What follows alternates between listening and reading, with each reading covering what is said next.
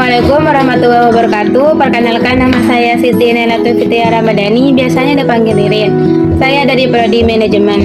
Pada video kali ini saya akan menganalisis sebuah konten yang sempat viral di media sosial. Analisis ini bertujuan untuk menilai isi konten berdasarkan akurasi informasi, kualitas argumentasi, penggunaan bahasa, etika komunikasi, serta dampak terhadap masyarakat. Saya akan menampilkan cuplikan singkat dari videonya. Viral sebuah video seorang banci di Bontang membercandai doa berbuka puasa. Mirisnya, bacaan doa berbuka disertai dengan kata atau umpatan kasar. Baca doa dulu sayang. Allahumma lakakom, wabika mintakom, nas'aluka. Bahaya sih. Jangan diaminkan.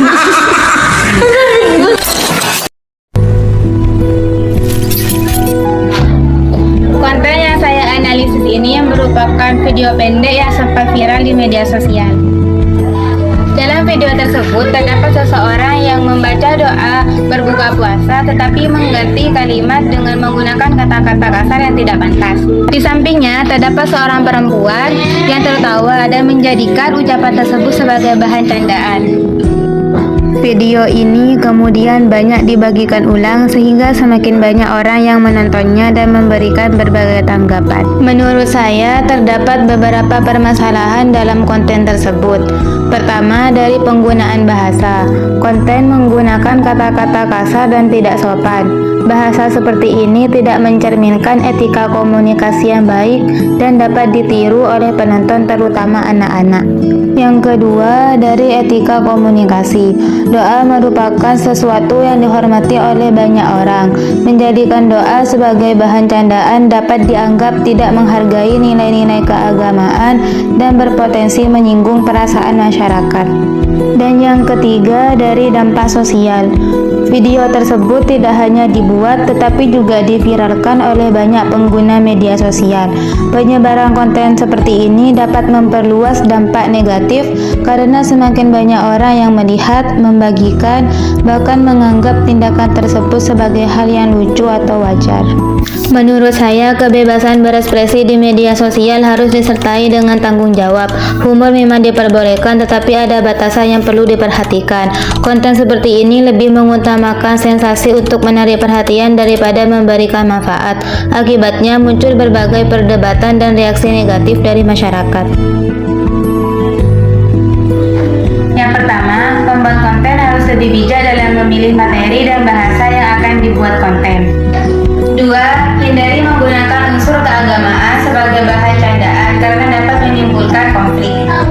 3. Pengguna media sosial seharusnya lebih bijak dalam menyebarkan konten yang berpotensi menyinggung orang lain.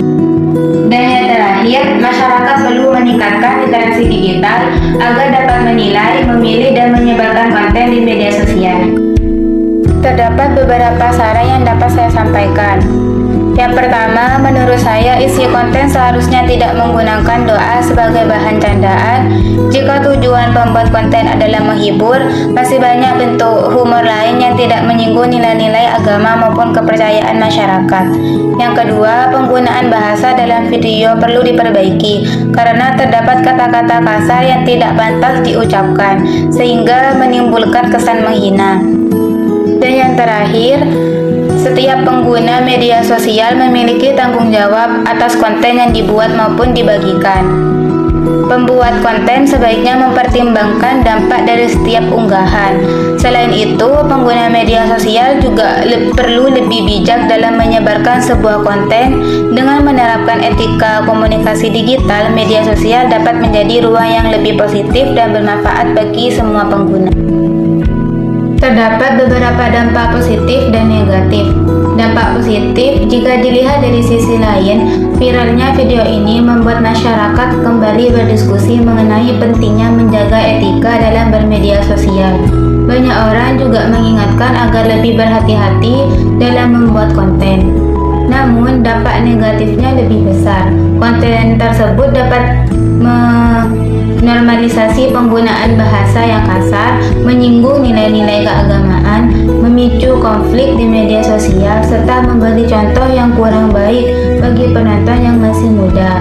Selain itu, penyebaran ulang konten ini bersifat provokatif dapat memperluas dampak negatifnya.